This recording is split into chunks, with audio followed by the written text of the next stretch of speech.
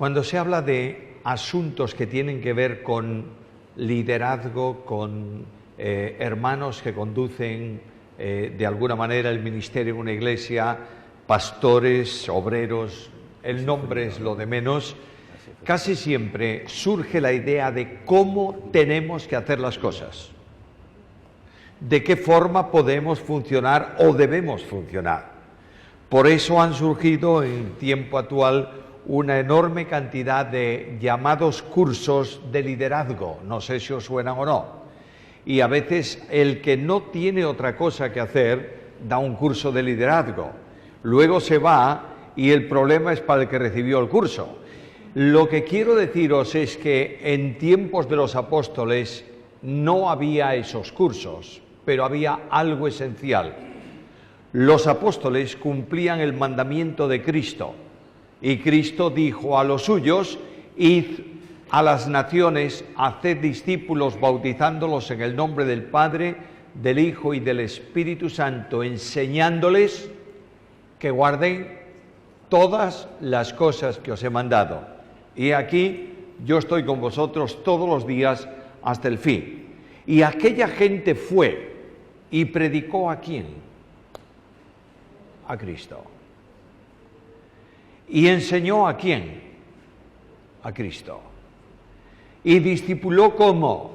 Presentando a Cristo. Y la gente que recibía la instrucción en el poder del Espíritu no solo hablaba de Cristo, sino que esencialmente vivía a Cristo. Y esto no ha cambiado. Cuando tú pierdes de vista a Cristo en una relación personal, no puedes seguirle porque has perdido de vista el camino que Él dejó marcado. Cristo Jesús, el Señor, marcó huellas para que nosotros, dice el apóstol Pedro, sigamos sus pisadas. Las huellas de Jesucristo no son las huellas del Dios infinito, omnipotente y glorioso, aunque es Dios infinito, omnipotente y glorioso. No son las huellas que marcaría Dios y que sería imposible que yo pudiera seguir. Son las huellas de Dios con pisadas de hombre, para que yo pueda caminar por esos, siguiendo esos pasos y pueda seguir el camino que Él siguió. De manera que cuando tú abres los libros del Nuevo Testamento, las epístolas del Nuevo Testamento, no importa cuál sea, todos los escritores del Nuevo Testamento enseñan la doctrina que Cristo enseñó. No hay nada novedoso en el escrito de cualquier tema de las epístolas, porque es el desarrollo del pensamiento de Jesús. Pongo un simple ejemplo como introducción a lo que quiero deciros hoy.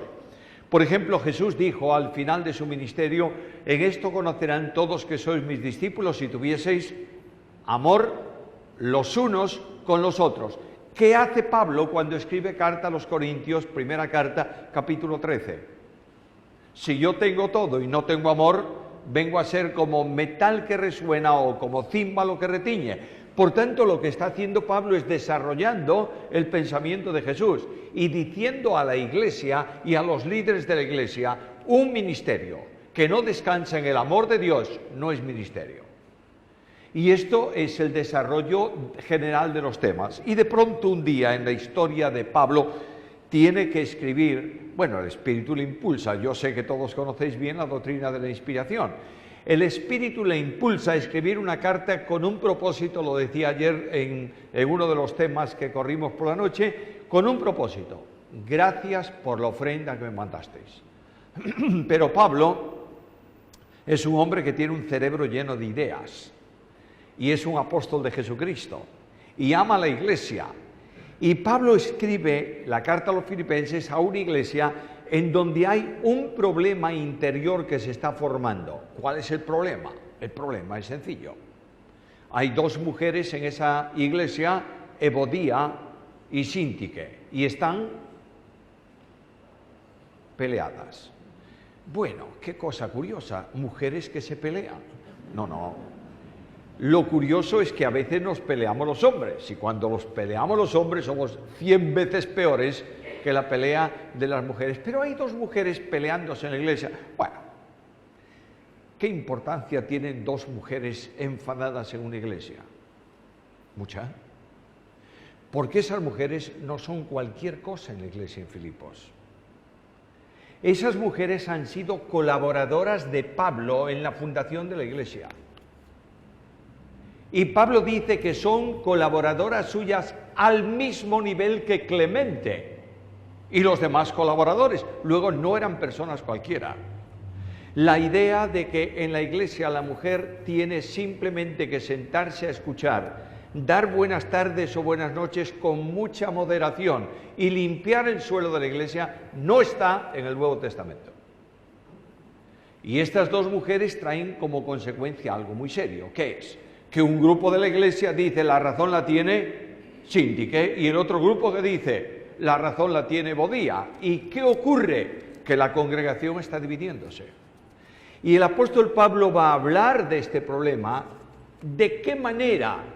Yo estoy seguro, por lo que dice la epístola, que los líderes de la iglesia, los pastores en la iglesia, los maestros en la iglesia, hablaron largo y tendido con las dos. ¿Consiguieron algo?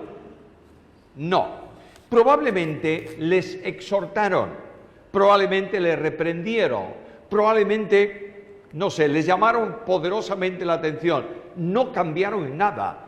Pero Pablo da la solución, que sean las dos del mismo sentir en Cristo. ¿Cuál es el problema? ¿Cómo se resuelve el problema? Con la centralidad de Cristo.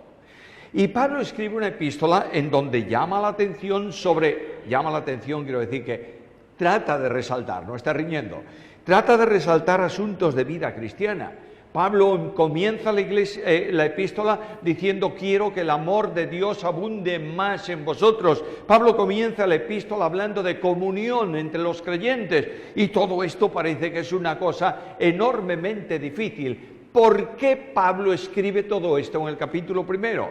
Porque en el capítulo primero y versículo 21, y este es el texto de esta noche, el apóstol Pablo dice así: porque para mí el vivir es Cristo.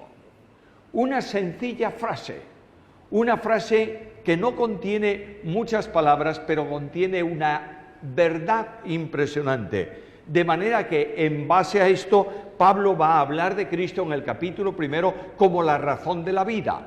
Pablo va a hablar en el capítulo segundo, va a presentar a Cristo como compromiso de vida.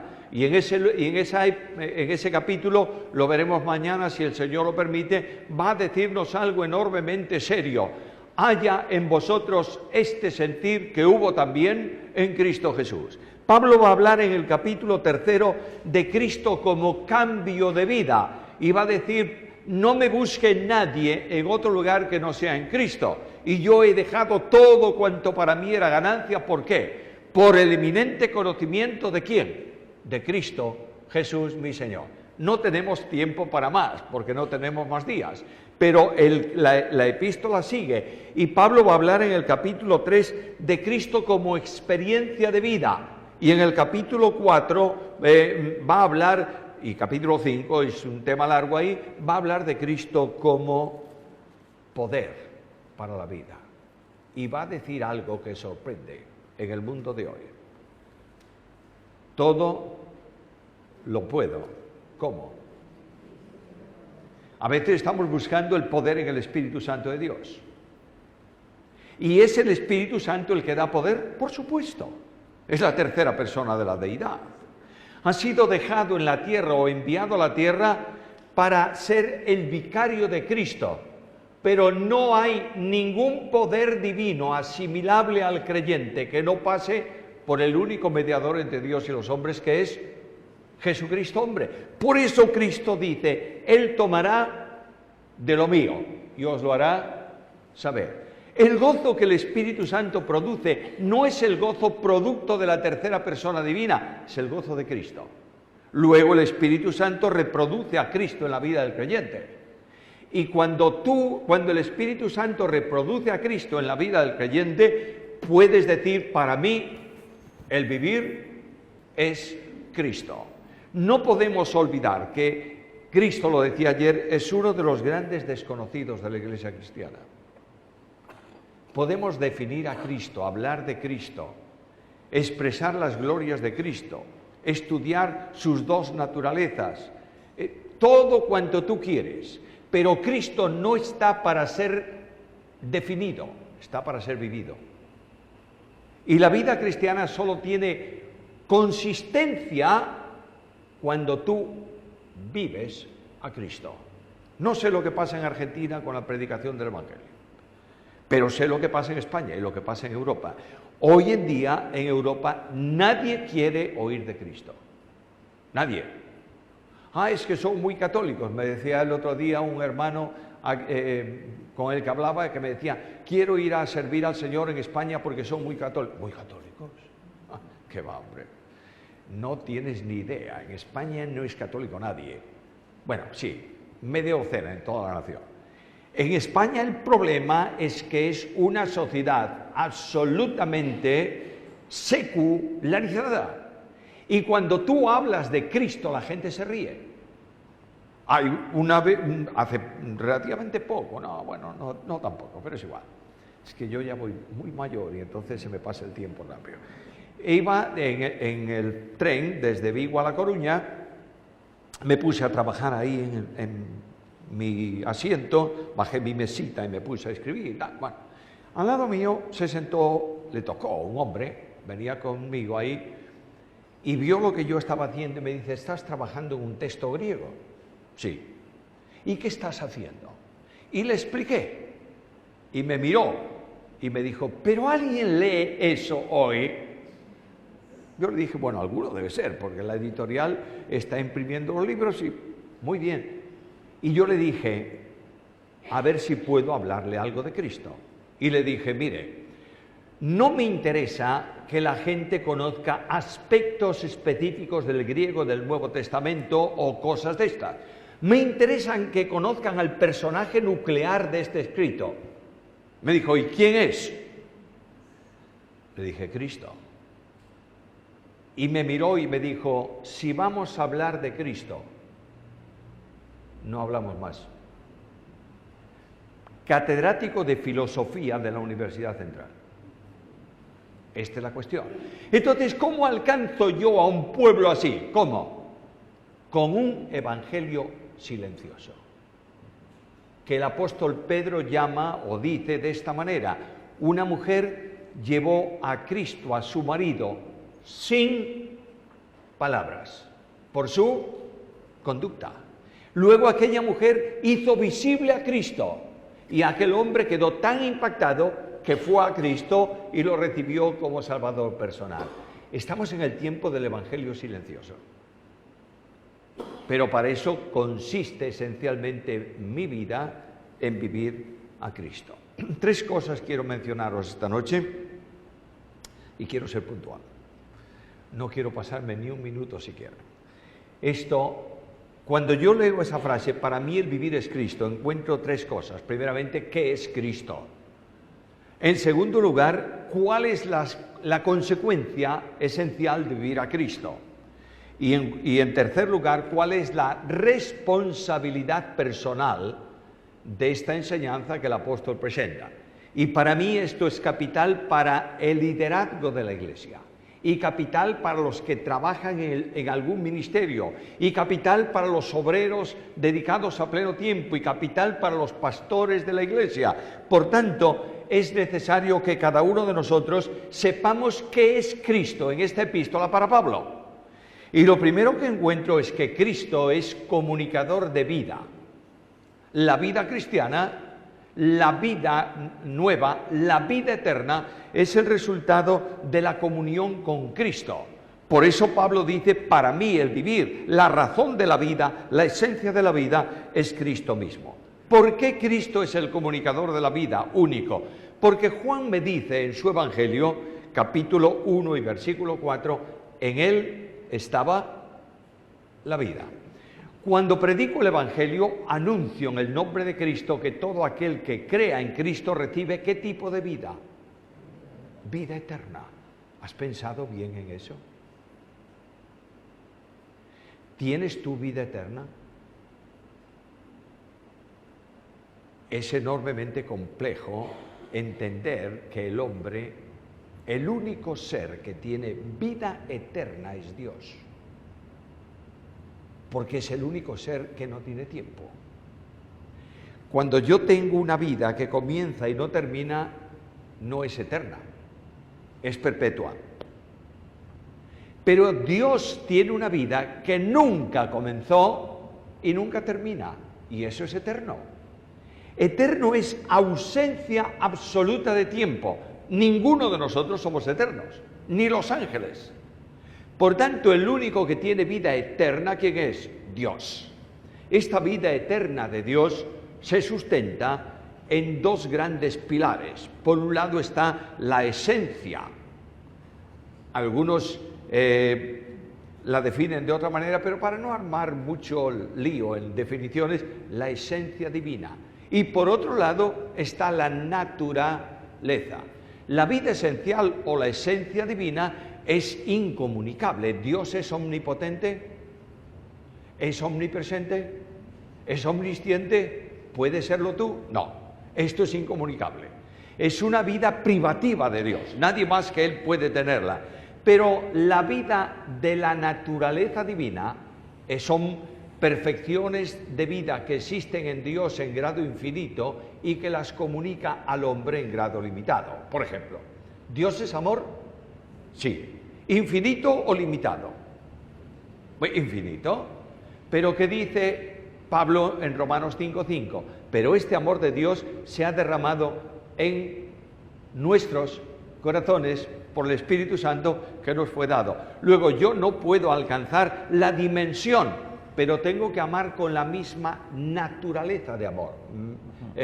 Estoy explicándome bien, ¿verdad? Es decir, cuando Dios dice al marido, marido, ama a tu esposa, ¿qué dice a continuación?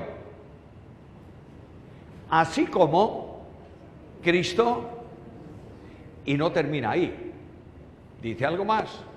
Como Cristo amó a la iglesia y se entregó a sí mismo por ella. ¿Te das cuenta que el amor que pide al marido para su esposa es imposible para el hombre? Pero es posible para Dios. Por tanto, una persona que vive en el Espíritu de Dios y reproduce ese Espíritu a Cristo, ama a la esposa no por lo que la esposa le da o lo que la esposa hace por él. La ama por necesidad de amar. Porque Dios necesita amar porque es amor. Y si no ama, se está negando a sí mismo. ¿Puede? No. Ahora, esta vida eterna de Dios está en las personas divinas, ¿verdad? El Padre tiene vida eterna, por supuesto, y el Hijo lo mismo, y el Espíritu Santo también. Yo recibo la vida eterna cuando el Espíritu de Dios me coloca en Cristo, no cuando estoy cerca de Cristo. Tú puedes estar muy, muy, muy cerca de Cristo, te vas al infierno. Solo eres salvo cuando estás en Cristo. Y esto es algo necesario porque cuando el Espíritu me toma a mí, muerto en delitos y pecados, y me coloca en Cristo, la vida eterna de Dios por Jesucristo es mi vida personal. Aquí tenemos un montón de lámparas, bombillas, ¿cómo llamáis esto aquí? Lo que está nombrando, lámparas. Bien, lámparas. Lo entendemos todos. Bien. Ahí tenemos una que está alumbrando bien. Si yo subo y doy media vuelta a esa lámpara, ¿qué ocurre? Se apaga. Luego solamente brilla ¿cuándo? Cuando está tocando los contactos. De la misma manera, yo no tengo vida eterna más que cuando estoy en Cristo, que tiene vida en sí misma. Fíjate lo que dice Pablo: para mí el vivir es Cristo. Ahora, este Cristo que me comunica la vida eterna, es también un camino renovado, porque Cristo es Dios en encuentro de salvación. El Dios de la Biblia determinó salvar al hombre ¿cuándo? ¿Cuando pecó o cuando supo que iba a pecar o cuándo? Antes de que pecase y antes de que fuese creado. El apóstol Pablo lo dice con toda claridad: quien nos salvó y llamó con llamamiento santo, no conforme a nuestras obras, sino según su propósito. y la gracia que nos fue dada en Cristo Jesús, ¿cuándo? Antes de los tiempos de los siglos, es decir, antes de que el tiempo se midiera, y esto es un hebraísmo que significa antes de la creación, Dios determinó salvar. La salvación, dice la Biblia, es de Dios. Por tanto, el Dios de la Biblia que determina salvar, la hace posible en el tiempo histórico de los hombres. Y Pablo dice en Gálatas 4:4 que cuando vino el cumplimiento del tiempo, Dios envió a su Hijo, nacido de mujer, nacido bajo la ley, ¿para qué? Para que redimiese a los que estábamos bajo la ley, a fin de que recibiésemos la adopción de hijos. No fue antes ni después, en el cumplimiento del tiempo. Y en ese cumplimiento del tiempo Dios envió a su Hijo. Si quieres oírlo de otra manera, ¿para qué voy a explicarlo si tengo la Biblia que lo dice? Carta primera de Pedro, capítulo 1, versículos 18 al 20, ¿qué dice? Sabiendo que habéis sido rescatados de vuestra vana manera de vivir, la cual recibisteis de vuestros padres, no con cosas corruptibles como oro o plata, sino con la sangre preciosa de Cristo, como de un cordero, sin mancha y sin contaminación, ya destinado. El verbo en el griego es predestinar. Ya predestinado desde antes de ¿cuándo?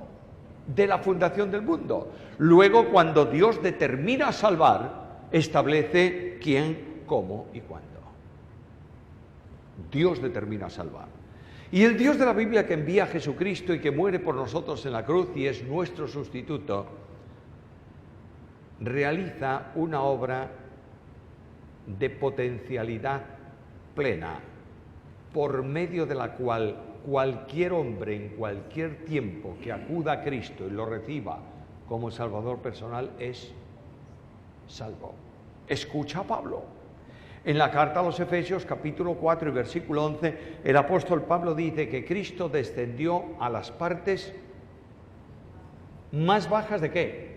De la tierra. Y claro, ahí se ha hecho toda una pseudo-teología en donde Cristo descendió a no sé qué lugar durante los días entre su muerte y resurrección para llevar consigo a las almas de los creyentes de la antigua. Déjalo ahí. Lo que yo sí sé es que Cristo, para hacer salvable al más perdido de los pecadores, tuvo que ocupar su lugar. Y en la cruz del Calvario se produce una sustitución potencial, por medio de la cual todos los hombres pueden ser salvos, porque Dios lo ha hecho así. Pero no todos son salvos, porque para recibir la salvación tienes que creer en Jesucristo. Luego esa obra potencial se hace virtual en aquel que cree, entre otros en Pablo. ¿Qué dice Pablo? Para mí, el vivir es Cristo, algo más. La salvación no es posible sin la intervención de las tres personas divinas. De manera que no hay salvación sin la muerte de Cristo, naturalmente. Pero no hay salvación sin el llamado del Padre. El que llama salvación es el Padre, siempre. Alguien me podrá decir esta noche, no, yo tengo un texto que quien llama salvación es el Hijo.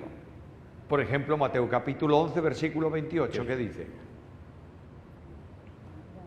Venid a mí todos los que estáis trabajados y cargados, y yo, ¿quién lo dice? ¿El Padre o el Hijo? Entonces, ¿en qué quedamos? ¿Es el Padre o es el Hijo? Bueno, cuando tú estudias la obra de Jesucristo y la vida de Cristo, lees esto. Yo no hablo nada de mí mismo. Lo que yo hablo, lo he oído ¿de quién? De mi Padre. Y como el Padre llama a salvación y conduce a los pecadores a Cristo, ¿qué dice Cristo? Venid a mí. Ahí tienes la operación de salvación. Y cuando tú vas, Jesucristo garantiza, el que a mí viene, no le echo fuera. Y el Espíritu Santo regenera a esa persona y hace posible que esa persona, mediante el regalo de Dios, crea en Jesucristo. Porque la fe que salva no es la que está aquí, es la que está aquí. Porque con el corazón se cree para justicia, De manera que cuando Dios pide a una persona que entregue su vida a Cristo, le está pidiendo la entrega absoluta de Él. Y esto solo es posible con la asistencia del Espíritu Santo que te capacita para esa acción. Ahora bien, cuando tú crees, Dios te posiciona en Cristo. Y notad que dice que yo soy la puerta, el que por mí entrare será salvo. Tú accedes a la puerta y entras en el camino. Y el camino es nuevo y vivo. Es decir, te conduce inexorablemente a la presencia de Dios, a la gloria eterna, que es el proyecto de salvación de Dios. Dios cuida que sus ovejas en ese camino nunca se pierdan. Y la grandeza de la salvación de la que Pablo habla aquí es una seguridad absoluta de salvación. A veces pensamos que por algunos textos bíblicos tomados fuera de contexto podemos perder la salvación. Lo que pierdes es la alegría, el gozo de la salvación, pero no pierdes la salvación. Y no pierdes la salvación porque el Padre trabaja para que no caigas de la gracia. Lo dice Judas 1, no tiene más que uno. Judas versículo 15. Y el Hijo trabaja para resucitar a todos los que el Padre le da y que no pierda nada. Y el Espíritu Santo sella a cada creyente como propiedad de Dios. Si las tres personas divinas actúan para que el que cree se mantenga en esa línea, nadie puede perder su salvación. Pablo dice, para mí el vivir es Cristo. Pero Pablo define en ese capítulo también a Cristo como modo de vida. Y es interesante y necesario que lo tengamos claro. ¿Y por qué? Porque trae una consecuencia capital en mi vida. Cuando yo he creído en Cristo, recibí libertad. Y Cristo dijo a los judíos que se creían libres de cualquier cosa, les dijo algo muy, muy importante. Si el Hijo os libertare, seréis verdaderamente libres. Ahora, nota esto. La construcción gramatical ahí en el texto griego es enormemente importante. Voy a traducirlo de otra forma. Dadme esa licencia. Solo cuando el Hijo te libera, eres libre. ¿Sabes qué significa? Significa que en el instante en que no te libera, no eres libre. Y tú tienes dentro de ti, y yo dentro de mí, un gran yo. ¿Tú sabes lo que es el yo? El yo es ese arrogante personaje que no está dispuesto a ceder ningún puesto y desea que todos le glorifiquen y le honren y no es capaz de perdonar a nadie porque me ofendió. ¿A quién? A mí. Y de pronto Cristo viene a esa vida y Cristo actúa en esa vida eliminando tu yo, la potencialidad de tu yo y colocándose Él. ¿Qué dice Pablo? Cristo, yo vivo a Cristo y Cristo vive ¿en dónde? Vive en mí. Aquí tienes el cambio de la salvación. Es Cristo el que vive y el que da absolutamente libertad. Pero algo más. Solo Cristo puede, viviéndolo a Él, solo Cristo puede santificar al creyente. Hay creyentes, al menos en mis tiempos, no sé si aquí ocurre hoy, espero que no. En mis tiempos había muchos que se salvaban por fe o por gracia y querían santificarse por obras. Y eso es muy complicado. Y entonces yo tenía en el bolsillo de mi saco, en mi bolsillo derecho, una lista de nos. No puedo hacer esto, no puedo hacer esto, no puedo hacer esto, no puedo hacer esto. Y si no hacía eso, era un buen chico. Y si lo hacía, pues no era demasiado bueno. Esto trae un problema. Yo puedo hacer todo lo que me parezca y cumplir todas las normas, que si no amo a mi hermano no soy santo. Y puedo practicar sacrificarme y quemarme vivo, que si no amo, no tengo ningún valor.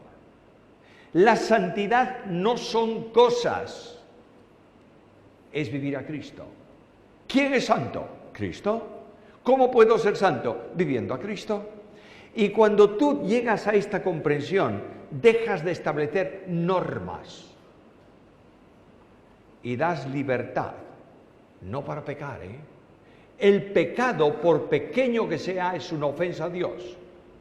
El pecado más pequeño que yo haya cometido en el día de hoy, la falta más menuda, ha costado la sangre del Hijo de Dios. No tiene poca importancia el pecado. Y cuando en una iglesia se transige el pecado de alguna manera, no se está cumpliendo la Biblia. No puedo, bajo ningún concepto, permitir o decir que eso no tiene importancia. Tiene importancia. Pero yo no quiero gravar al pueblo de Dios con cargas insoportables. ¿Me está siguiendo? Es decir, tiene que ser libre y tiene que darse cuenta él de que el único camino de santidad es vivir a Cristo. ¿Por qué? Porque el Espíritu Santo transforma esa vida y porque el Espíritu Santo reproduce a Jesús en la vida del creyente mediante lo que se llama el fruto del Espíritu. Así era Jesús. ¿Cuál es la biografía de Jesús? ¿Cómo era Jesús? No sé si era moreno o no moreno, alto o bajo, no lo sé. Quiero decir que tampoco me importa. Pero lo que sí tengo claro es que Jesús era amor, gozo, paz, bondad, fidelidad, mansedumbre, templanza. Eso es Jesús. ¿Cómo puedo yo hacer lo que Pablo dice para mí, el vivir? ¿Cómo? Permitiendo que el Espíritu Santo de Dios, ¿qué? Reproduzca a Cristo en mi vida. Escucha la Biblia, escucha a Pablo en otro escrito. Digo pues, andad en el Espíritu y no satisfagáis los deseos de la carne. Esa traducción, es complejo a veces traducir el griego al castellano, y está perfectamente bien traducido.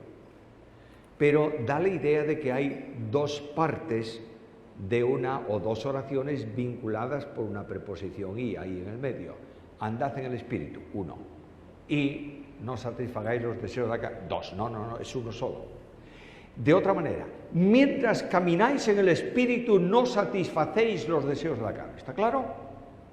Entonces yo no tengo que estrujarme para luchar contra la carne porque está en mi vida. Pero en la medida en que el Espíritu de Dios lucha libremente contra la carne, sujeta a ese enemigo personal mío y me hace vivir una vida de santidad. ¿Algo más? Sí. Cristo produce paz en la experiencia de cristiano. Cuando Cristo está a punto de partir a los cielos en aquella cena final, Él mira a los discípulos y los ve tensos. No podían ellos entender qué iba a pasar. Y están con la cara, yo diría, comprimida. Y Jesús les dice, no se turbe vuestro corazón. Y al final los mira a todos y dice, bueno, nos vamos a marchar, pero en esta despedida yo quiero haceros un regalo. Pero no tengo nada mío. El vestido me lo regalaron las mujeres. La tumba me la va a poner un amigo. La cruz, los romanos. ¿Qué tengo? Y dice, la paz os dejo. ¿Qué más? Mi paz os regalo. Es decir, la paz de relación con Dios la dejo resuelta. La voy a hacer en la cruz. Y al final de ese tiempo en la cruz, ¿qué dice Jesús? Consumado es. Y yo me acerco a la cruz. Hoy miro al crucificado y miro al Santísimo Dios y digo, no hay ninguna condenación. ¿Para quién? Para los que están en Cristo Jesús. ¿Cómo puedo yo vivir la paz de otro? No puedo. Para vivir la paz de otro tengo que vivir a la persona. Si a mí me dice, incluso mi esposa, con toda la intimidad de esposos, me dice, yo quiero que disfrutes mi alegría. Difícil, porque tendría que meterme en ella para saber cuál es su alegría, ¿verdad? Pero el Espíritu Santo reproduce a Jesús, por tanto la paz de Cristo inunda el alma cristiana. Mira lo que Pablo va a decir sobre la unidad de la Iglesia en otro de sus escritos, solícitos en guardar ¿qué cosa? La unidad ¿de quién? Del Espíritu. ¿Cómo? En el vínculo de la paz. Mirad, si todos viviésemos a Cristo, si la Iglesia recuperase a Cristo y lo pusiese en la centralidad de la Iglesia, no habría guerras entre cristianos. Y no estoy hablando de guerras civiles, estoy hablando de peleas. Porque todos entenderíamos una cosa, que aquel que ha creído en Cristo por fe es salvo por gracia, esté donde esté y se llame como se llame. ¿Me estáis siguiendo? Bueno, es que aquel es un poco raro. Sí, para ti raro él y tú raro para él. Pero si vamos a esto, lo que tenemos es que nunca llegaríamos a sintonizar más que con los amigos que entienden lo que somos y... No. Cristo no vino a fundar iglesias. Cristo vino a edificar su iglesia. Y una persona que vive a Cristo ama a los santos. ¿Por qué? Porque se da cuenta que siendo hijo es también heredero. Heredero de Dios y ¿qué más? Coheredero con Cristo. Por tanto, y dejo ese punto ahí, alguien dice, pero sí, anunció 3 y estamos para terminar y le quedan 2. No, los vamos a terminar Dios mediante en hora, esos 2 que quedan. A veces en la iglesia, en mi iglesia ya me conocen y saben que un punto, el primero o el segundo o el tercero es largo, pero nos vamos a comer todos los domingos. Ahora, lo que quiero decirte con esto es que la consecuencia final de esto es que Cristo es esperanza de vida. No predique su evangelio en donde la esperanza nazca del hombre, la esperanza es de Dios. Y Pablo dice que Cristo es en vosotros ¿qué? Esperanza de gloria. Esta es la gran bendición que Pablo presenta en este primer capítulo, fíjate, todo un capítulo para hablarnos de esto. E inmediatamente Pablo habla de las consecuencias. Si Cristo es la razón de la vida, mira el versículo 5, vuestra comunión en el Evangelio desde el primer día hasta ahora. De manera que como Cristo es vida en el creyente y Cristo vino al mundo para predicar el reino, ¿qué tenemos nosotros que hacer? Si vivimos a Cristo, anunciar el Evangelio. La predicación del Evangelio es manifestar el ministerio de Cristo, uno de los ministerios de Jesús. Cristo vino con 3 objetivos esenciales al mundo. Primero, revelar al Padre. Nadie puede conocer al invisible, pero Cristo lo hace visible, ¿verdad? Segundo, viene para predicar el Evangelio y decir el reino de los cielos se ha acercado. Y vino para salvar a los pecadores. El oficio de salvación no puede reproducirse en el creyente, pero el oficio de testimonio y de evangelización sí. Y Cristo dijo a su Padre, como tú me enviaste al mundo, así yo, no dice los envío, dice los he enviado. En todas las otras 9 cosas que Cristo quiere para la Iglesia, dialoga con su Padre y dice esto y aquello y lo de más allá, como si fuesen a tomar una decisión conjunta. Es para que me entendáis lo que quiero decir. Pero en cuanto a misión en la tierra, Cristo dice, yo ya lo hice, ya los he enviado. De manera que no me queda más opción que predicar el Evangelio. Y la comunión entre los creyentes es la expresión natural de la vida eterna. ¿Por qué? Porque la vida tuya y la mía es la misma o no es la misma. Entonces, si los dos vivimos la misma vida, no hay duda que tenemos que tener comunión los unos con los otros. Y es más, Juan dice que la comunión horizontal es una consecuencia de la vertical. Nuestra comunión, la nuestra, es verdaderamente con el Padre. ¿Y con quién? Con su Hijo Jesucristo. Por tanto, tiene que haber comunión porque hay la misma vida. Mira, yo tengo no sé cuántos huesos, unos cuantos. Resulta que yo le digo a mi mano derecha, levanta el papel. La izquierda no dice, ¿por qué no me lo manda a mí? Y le digo a la izquierda, ahora tú. Y la derecha dice, bueno. ¿Por qué? Porque mis manos están siendo controladas por mi cerebro. Tú y yo somos miembros en un cuerpo. ¿Qué cuerpo? El cuerpo de Cristo. ¿Quién es la cabeza de ese cuerpo? Cristo. Por tanto, en la medida en que tú y yo estamos conectados espiritualmente a Cristo, nuestro sentir, nuestro funcionar, nuestra actuación es la propia de la cabeza, que es Cristo mismo.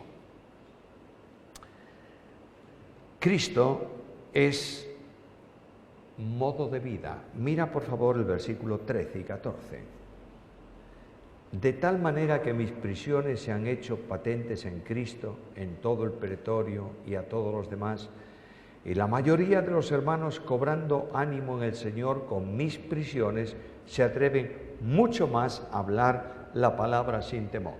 Cristo es el núcleo de la vida en las pruebas y en el sufrimiento. Yo cuando oigo un evangelio, yo le digo el evangelio light. ¿Sabéis lo que es light?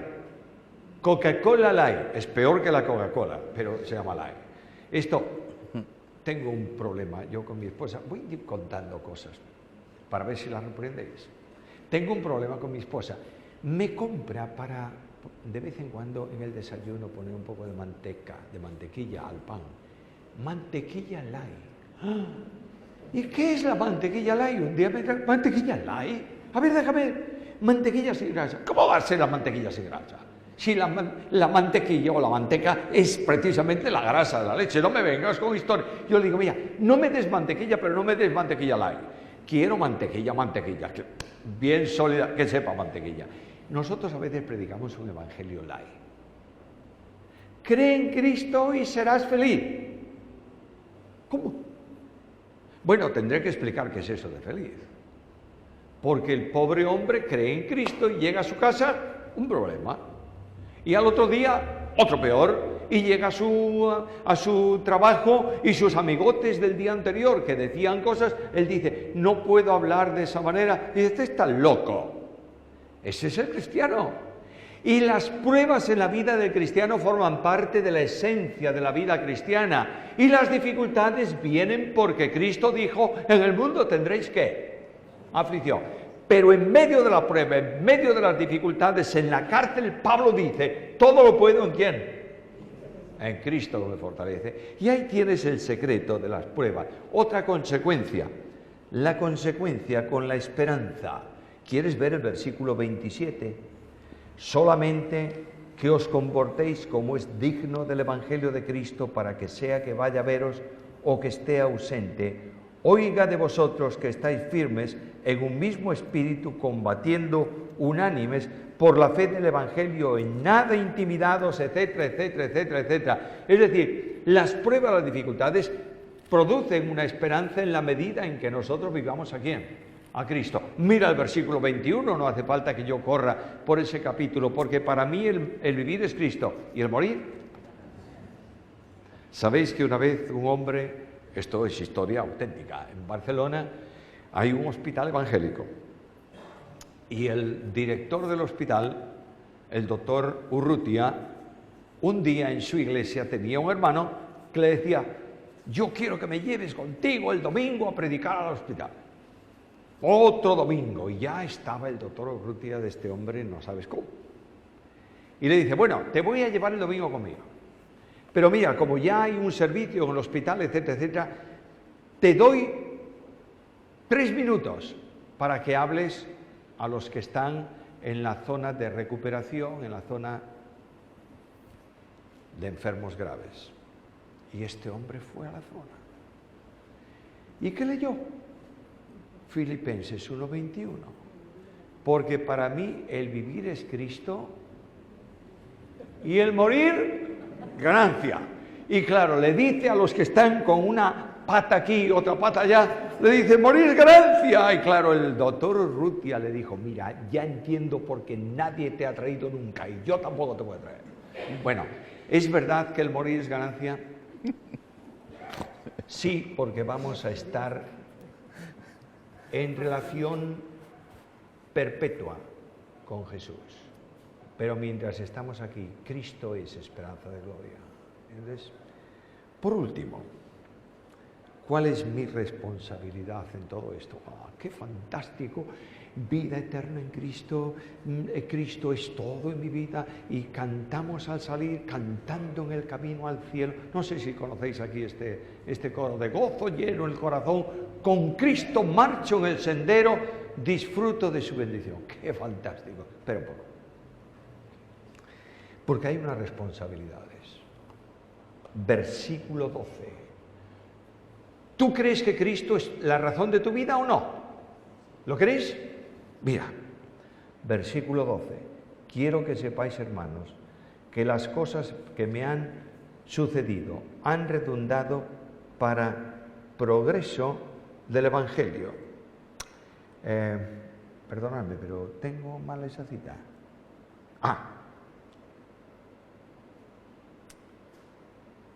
Muy bien, versículo 10. Para que aprobéis lo mejor a fin de que seáis sinceros e irreprensibles. ¿Para cuándo? Para el día de Cristo. ¿Sabe lo que significa sincero? Pues eso, sincero, sincera. Aquí tenemos un púlpito precioso. Un día se rompe esta tabla de aquí y me dicen, repáramelo. Y yo, que soy un carpintero, en España decimos chapuza. ¿Sabéis lo que significa chapuza? ¿Que no? Bueno, un manitas de esto que no sabe hacer nada. Agarro la tabla y una punta, bla, bla. Y le doy antes un poco de cola por aquí para que quede pegada. Bueno, ya terminé la reparación. ¿Qué tengo que hacer? Sacar las puntas. Saco una, saco la otra. ¿Y qué queda ahí? Un agujero. ¿Y qué hago para que no me digan, mira lo que hiciste? Le pongo un poco de cera y ahora le doy barniz y nadie ve el agujero, pero está. ¿Entienden? Esto es lo que son la vida de muchos cristianos. Un agujero espiritual, pero el agujero está, pero lo ha cubierto con cera, la cera de la apariencia. Piedad aparente. Muchos participarán de la piedad aparente, pero niegan la eficacia de ella. Creyentes súper santos, sentados en los bancos de la iglesia con cabeza inclinada y ropa de uniforme oficial. Y dentro un corazón con agujeros por el pecado. Segunda cosa, que seáis sinceros e Esta palabra irreprensible tiene que ver con otra cosa. Sencillez. Sencillo es algo igual por las dos caras. Papel que lo ves por un lado y es igual que por el otro. Yo tengo 7 nietos. Cuando estos nietos, que eran, claro, a medida que pasan los años ya no van a hacer esto, pero cuando eran pequeños y venían a mi casa, ¿sabéis dónde querían jugar mis nietos? Tenían toda la casa para ellos. ¿Dónde querían jugar? En el despacho, en la oficina del abuelo. Entonces venían todos y me decían, abuelo, ¿podemos jugar un poco aquí? ¿Sabe lo que significa? Abuelo, levántate y sal, que necesitamos el sitio. Bueno, ¿podemos hacer una casita? ¿Cómo no? Sacaban los asientos de un sofá, los ponían en cuadros, se metían debajo, la casita. Entonces yo, cuando tenía que abandonar mis dominios, les llamaba y les decía, podéis hacer todo lo que os parezca, menos tocar el papel que hay en la impresora. Aquí hay una caja de papel usado por un lado, limpio por el otro, hay todo lo que quiera. Un día la más pequeña de ellos se sentó ¿dónde? En mi sillón. Lo arrimó a la mesa, echó mano a la impresora y sacó un papel. Lo puso, un muñeco. Otro papel, otro muñeco. Y al cabo de un rato, el mayor de los piratas le dijo: ¡ay, cuando te vea el abuelo! ¿Qué hizo ella? Puso las hojitas todas, le dio la vuelta, las metió en la impresora. Al otro día yo doy al botón de la impresora, un muñeco, otro muñeco. Digo, ¿pero qué es esto? Eso es lo que Pablo dice que no debo ser. Una cosa por un lado y otra cosa por el otro. Irreprensibles. ¿Para cuándo? Para el día de Cristo. Hermanos, yo pido al Señor que su Espíritu ponga en mi vida esta necesidad. Yo quiero salir hoy de este lugar y acostarme esta noche, si el Señor permite, diciendo desde el profundo de mi alma: para mí el vivir es Cristo. Que Dios lo haga también en la vida de cada uno de vosotros.